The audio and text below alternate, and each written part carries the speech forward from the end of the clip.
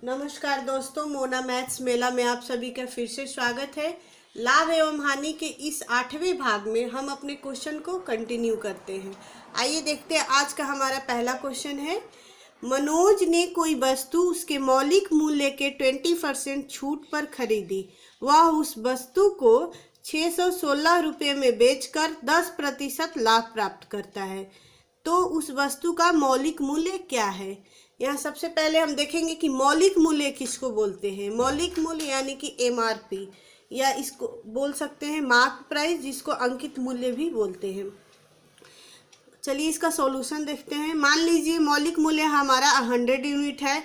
अगर मौलिक मूल्य को हमने 100 यूनिट मान लिया और इस 100 यूनिट पर 20% डिस्काउंट मिल रहा है हमें, तो 20% डिस्काउंट के बाद हमारा क्रय मूल्य कितना हो जाएगा? 80 यूनिट।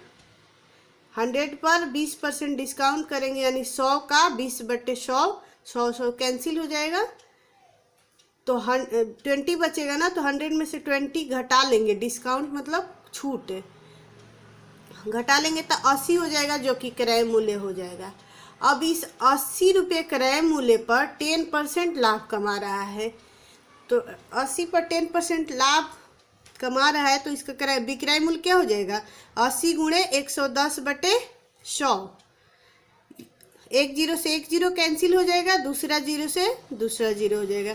11 गुणे 8 यानी 11 8 है 88। 88 यूनिट हमारा आ गया विक्रय मूल्य, क्योंकि क्रय मूल्य है ये 80 रुपया। 80 रुपये पर 10% का लाभ कमा रहा है, तो 88 यूनिट हमारा आ गया एसपी यानी कि सोल्ड प्राइस। ये 88 यूनिट का वैल्यू दिया हुआ है 616 रुपया, और हमें 100 यूनिट का वैल्यू निकालना है, जो कि क्वेश्चन बोल रहे हैं उस वस्तु का मौलिक मूल्य क्या होगा, यानी 100 यूनिट का वैल्यू कितना आएगा। चूँकि 88 यूनिट इक्वल 616 रुपया, तो 100 यूनिट हो जाएगा 616/88 गुणे 100।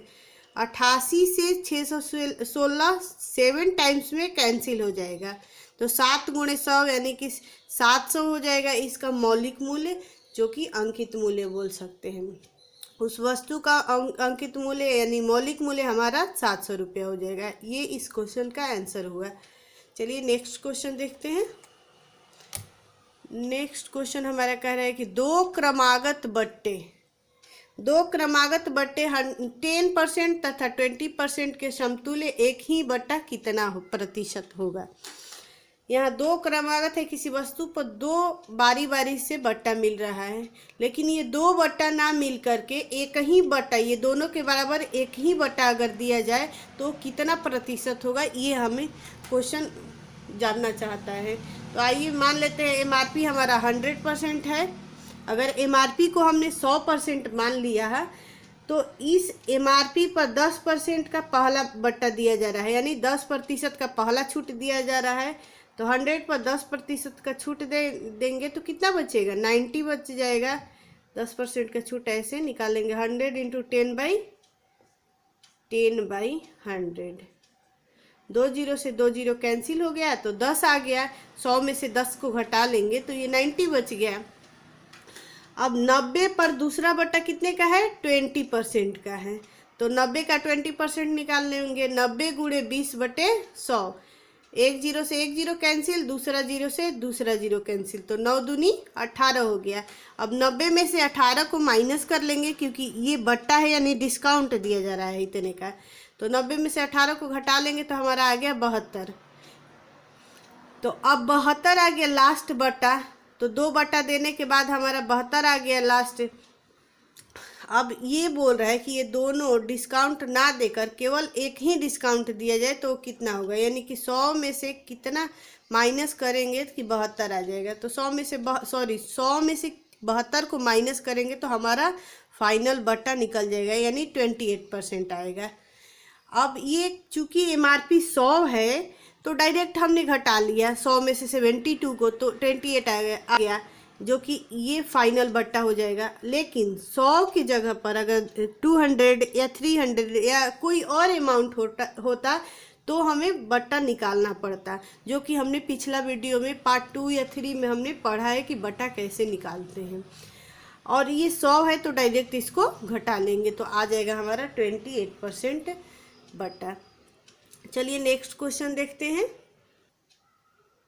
हमारा क्वेश्चन है, एक घड़ी को 820 रुपया में बेचने पर एक दुकानदार को उतना ही लाभ होता है जितना उसे 650 रुपये में बेचने पर हानि होती है, तो घड़ी का क्रय मूल्य बताइए। मान लेते हैं ये हमारा क्रय मूल्य हो गया और इस क्वेश्चन कह रहा है कि इसको 650 रुपये में बेचने पर उतना ही हानि होती है जितना कि 820 रुपये में बेचने पर लाभ हो रहा है।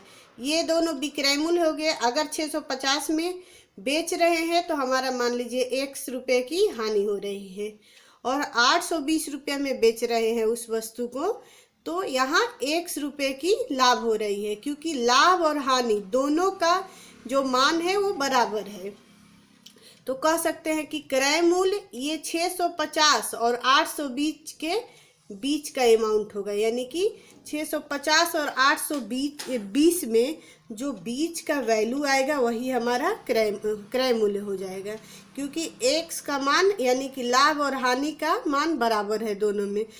क्वेश्चन में ये कह रहा है ना कि उतना ही लाभ होता है जितना कि उसे 650 रुपये में बेचने पर हानि होती है, तो बोल सकते हैं कि लाभ और हानि का जो अमाउंट है वो सेम है। तो दोनों के बीच 650 और 820 के बीच का अमाउंट निकालने के लिए दोनों को जोड़कर 2 से भाग दे देंगे, या कह सकते हैं कि ये दोनों के बीच का औसत ही हमारा क्रय मूल्य हो जाएगा। तो ये दोनों को जोड़ करके 2 से भाग देंगे तो हमारा क्रय मूल्य आ जाएगा।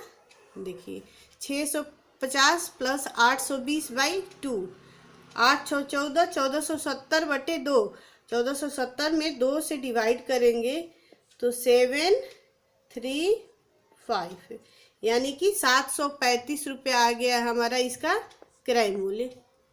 ये हो जाएगा इसका आंसर, यानी क्रय मूल्य आ गया 735 रुपये। ये तो हो गया ट्रिक। अब आइए इसको बेसिक मेथड से बनाते हैं। मान लीजिए कि क्रय मूल्य x रुपया है, ये हमने मान लिया कि x रुपया क्रय मूल्य है।